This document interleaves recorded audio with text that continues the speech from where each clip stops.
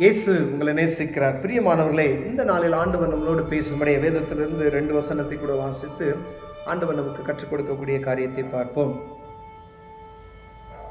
அது மார்க்குவின் புஸ்தகம் 4வது அதிகாரம் 39வது வசனம் 40வது வசனம் இப்படியாக சொல்லுகிறது. அவர் எழுந்து காற்றை அதட்டி, கடலை பார்த்து, இறையாதே, அமைதலாயிரு என்றார். அப்பொழுது காற்று நின்று போய் மிகுந்த அமைதல் உண்டாயிற்று. அவர் அவர்களை நோக்கி, ஏன் இப்படி பயப்படுகிறீர்கள்? ஏன் உங்களுக்கு விசுவாசம் இல்லாமல் போயிற்று என்றார்.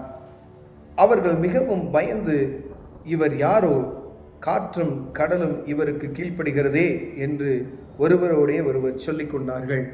பிரியமானவர்களே, அநேக நேரங்களில் இந்த வசனத்தை நாம் அநேகர் மூலமாய் வேதத்தில் வாசித்திருக்கிறோம், பிரசங்கத்தை கேட்டிருக்கிறோம். ஆண்டவராக இயேசு கிறிஸ்து சீடருடனே அக்கறைக்கு அவர் படகுல பிரயாணம் செய்யும் பொழுது புயல் காற்று வந்தது. அடிந்து போகிறோம் ஆண்டவரே என்று சொல்லி அவர் பின்னணியத்தில் நித்திரை பண்ணி கொண்டிருந்தார் என்று அந்த நம்ம கதையெல்லாம் படிச்சிருக்கோம், அந்த சினிமாலெல்லாம் அதை பார்த்துருப்போம், திரைப்படத்தில் காண்பிப்பாங்க. பாருங்க, இயேசு கிறிஸ்து கூட இருக்கும் பொழுது சீசர்கள் இயேசு கிறிஸ்துவோடு நடந்த, இயேசு கிறிஸ்துவோடைய அற்புதங்களை பார்த்த அவர்களுக்கு ஒரு பயம் முடிகிறது. ஜீவன் போகிறதே, சாக போகிறோமே, போட் கவிழ்ல போகிறதே, நீரினால் நிரம்பிக் கொண்டு இருக்கிறதே, அலைகள் பயங்கரமாக இருக்கிறதே. அவர்கள் பூரா கடலிலேயே வாழ்ந்தவர்கள், அவர்கள் மீனவர்கள். கடலை பார்த்து அவர்களுக்கு தெரியும், அவர்களுக்கு ஒரு பயம் உண்டாகிறது. பயங்கரமான ஒரு சூழ்நிலை, போட் முங்க போகுது, பயங்கரமான பிரச்சனை, இந்த இதில் சமாளிக்க முடியாது, என்ன செய்வதுன்னு புலம்பிட்டு கடவுளை இயேசு கிறிஸ்துவே அவரை எழுப்புறாங்க. நாங்கள் மடிந்து போகிறது உமக்கு கவலையா இல்லையா அப்படின்லாம் கேட்குறாங்க. இயேசு கிறிஸ்து அந்த போட்ல இருக்கிறாரு. அவரை பற்றி அறிந்து கொண்டவர்கள், அவருடைய அற்புதங்களை கண்ணால பார்க்கிறவர்கள் பயந்து போய், மடிந்து போகிறோமே உமக்கு கவலை இல்லையா என்று கேட்கிறார்கள். பிரியமானவர்களே, இயேசு பாருங்க, அவர் பாருங்க, அவர் எழுந்து காற்றை அதட்டி, கடலை பார்த்து, இறையாதே என்றார். நீங்க எங்கேயாவது நம்ம போட்லயோ இல்லை நம்ம எங்கேயாவது பார்த்துருக்கீங்களா? இயேசு கிறிஸ்து செய்த இந்த அற்புதம் நம்ம இருதயத்துக்கு வருகிறதா, ஞாபகத்துக்கு வருகிறதா? நீங்க வேத புத்தகத்தை நீங்க வாசித்தீங்கன்னா தான் இது தெரியும். இயேசு கிறிஸ்து சீசர்களுடனே படகில் கடந்து செல்லும் பொழுது அவர் காற்றையும் கடலையும் அதட்டினார் என்று தெளிவாக எழுதப்பட்டிருக்கு. எத்தனை மீனவர்களுக்கு இது தெரியும்? எத்தனை பேர் கூப்பிடுறீங்க? கடல்ல ஒரு சின்ன பிரச்சனை, இயேசு அற்புதம் செய்தார் என்பதை நமக்கு எப்படி தெரியும்? சின்ன பிரச்சனையோ பெரிய பிரச்சனையோ, எங்கு அவர்கள் மடிந்து போகிறோம் ஆண்டவரே அப்படின்றாங்க. பயங்கரமான காற்று, புயல் காற்று, ஒன்றும் முடியாது, முடிய போற ஒரு சூழ்நிலை அப்படின்னு சொல்றாங்க. அவருக்கு கேட்கிறாங்க, மடிந்து போகிறவங்க கவலை இல்லையா அப்படின்னு கேட்கிறாங்க. கொந்தளிக்குது கடல். அவர் எழுந்து காற்றை அதட்டினார், கடலை பார்த்து இறையாதே என்று சொன்னார். அவர் எவ்வளவு ஒரு சர்வ வல்லமையான தேவன் என்பதை நாம் முதல்ல அறிந்து கொள்ளணும். பிரியமானவர்களே, உடனே என்ன செய்ததா? அமைதல் உண்டாயிற்று.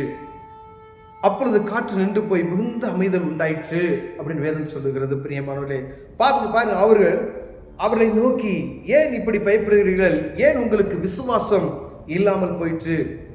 ஏன் பயப்படுகிறீர்கள்? ஏன் விசுவாசம் உங்களுக்கு இல்லாமல் போயிற்று? ஏன் விசுவாசம் இல்லாமல் போயிற்று? நீங்க விசுவாசிக்கிறது, இயேசுவை விசுவாசிக்கிறீர்களா? இயேசு கிறிஸ்து சர்வ வல்லமையுள்ள தேவன் என்ற விசுவாசம் உங்கள்கிட்ட இல்லை அப்படின்னா தான் அந்த விசுவாசம் உங்களை விட்டு போகும். ஏன் அவர் கேட்கிறாரு, ஏன் உங்கள்கிட்ட விசுவாசம் இல்லை? அந்த விசுவாசத்திலேயே நீங்க குறைவுபட்டு, அப்ப இயேசுவை நீங்கள் அறியாதபடி இருக்கிறதுனாலே அந்த பயத்தை பார்த்ததும் நமக்கு பயம் இருக்கு. கடலினுடைய அலைகளை பார்த்ததும் பயம் இருக்கிறது, ஒரு பிரச்சனையை பார்த்ததும் ஒரு பயம் இருக்கிறது, யாரையோ பார்த்து ஒரு பயம் இருக்கிறது. இயேசு என்னோடு இருக்கிறார் என்கிற விசுவாசம், அவர் ரட்சிப்பின் தேவன் என்பதை அறிந்து கொண்டமாயானால் இந்த பயம் நமக்கு என்ன செய்யாது? வராது. அவர்கள் மிகவும் பயந்து, இவர் யாரோ, காற்றும் கடலும் இவருக்கு கீழ்ப்படுகிறது என்று ஒருவரோட ஒருவர் சொல்லிக் கொண்டார்கள். அவர் செய்கிற அற்புதத்தெல்லாம் பார்த்துதான், இவர் யாரோ, காற்று கடல்லாம் இவருக்கு கீழ்ப்படுகிறதே என்று சொல்லி அவங்க பயப்படுறாங்க. அந்த பயம் எனக்குள்ளேயும் உங்களுக்குள்ளேயும் இருக்கிறதா? ஐயா, காற்றை இறையாதே, அமைதலா இரு என்று சொன்னார். கடல் அமைதியாகிறது. கடந்த நாட்கள்ல பார்த்தோம், சகல அதிகாரம் அவருக்கு கொடுக்கப்பட்டிருக்கு. இயற்கையில சூரியனை நிலுனா நிற்கும், கடல் அலையை இதுக்கு மெட்டு நீ மிஞ்சி வராதே அப்படி சொன்னா அது வராது. இதை நாம் அறிந்திருக்கிறோமா? நாம் வழிபடுகிற இயேசு கிறிஸ்துவின் நாளே இதெல்லாம் செய்ய முடியும் என்பதை நாம் அறிந்து அந்த விசுவாசம் எனக்குள்ளையும் உங்களுக்குள்ளையும் இருக்கிறதா என்னை பார்க்கும்படி ஆண்டவர் உங்களோடு பேசுகிறார். பிரியமானவர்களே, குடும்பத்துல ஒரு சின்ன பிரச்சனை என்றதுமே நம்ம பயந்து போகிறோம். ஒரு குடும்பத்துல ஒரு பலவீனத்தை பார்த்து பயந்து ஒரு கடன் பிரச்சனையை பார்த்து பயந்துரும். நீங்க பேச வேண்டிய நபரை நீங்க பேசாதபடி, கூப்பிட வேண்டியவரை கூப்பிடாதபடி, பார்க்க வேண்டியவரை பார்க்காதபடி விசுவாசத்தில் குறைவுள்ளவர்களாய் காணப்படுகிறது நிமித்தமா ஆண்டவர் உங்களோடும் என்னோடு பேசுகிறார். உங்கள் விசுவாசம் எங்கே? இயேசுவை அறியும் பொழுதுமே அந்த விசுவாசம் வரும். இயேசுவே தெய்வம் என்று அறியும் பொழுது அந்த விசுவாசம் வரும். இந்த இயேசுவை அறிந்து கொண்டீர்களானால் இந்த விசுவாசத்தை உங்க ஆழத்துல பதித்துக் கொள்ள முடியும். இயேசு என்னோடு இருக்கிறார் என்ற உணர்வு உங்களுக்கும் எனக்கும் இருக்குமேனால் இந்த உலகத்தை நாம் ஜெயிக்க முடியும். பிரியமானவர்களே, பாவத்தை ஜெயிக்க முடியும், கடன் பாரத்தை ஜெயிக்க முடியும், ஏதோ ஒரு பலவீனத்தை ஜெயிக்க முடியும். குடிதாய் வீசுகிறதா, கடலில் அலைபடுகிற வருகிறதா, அதை ஜெயிக்க முடியும். வியாபாரம் இல்லை, கடல் தொழில் இல்லை, எங்கு கேட்டாலும் பிசினஸ் இல்லை, அவரை நோக்கி பாருங்கள் அப்படின்னு சொல்றாரு. அப்ப அவரை நோக்கி பாருங்க. ஒரு நாள் என்ன செய்யல, வெக்கப்பட்டு போனதில்லை என்று வேதம் சொல்கிறது. பிரியமானவர்களே, ஒருவேளை விசுவாசத்தில் குறைவுள்ளவர்களாக இருந்தோம் என்றால் ஆண்டவராக இயேசு கிறிஸ்துவை அறிந்து கொண்டு அந்த விசுவாசத்தில் பெருகுகிறவர்களாய், ஏன் விசுவாசி அப்படின்னு சொல்றாங்க பார்த்தீங்களா?